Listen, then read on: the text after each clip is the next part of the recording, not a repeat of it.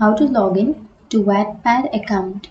So if you want to log in to Wattpad account, then first of all you have to open up a browser, any browser that you're comfortable with.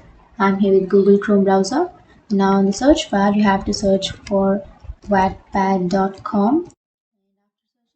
So now to log in, you can either log in with your Facebook account, or you can also log in with your Google, or you can also log in with your email. So to log in with email, you have to click on login, and then here you have to enter your username or your email address on the first blank, and then you have to enter your password.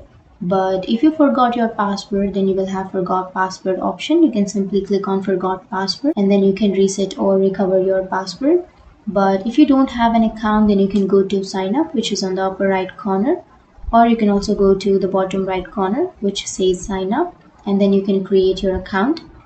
But if you have an account and if you want to log in, and if you have remembered all of your credentials, then you have to simply enter it and then click on login. And that's it. That's how you log into your Wattpad account. And if you have any questions, feel free to comment below. Thanks for watching.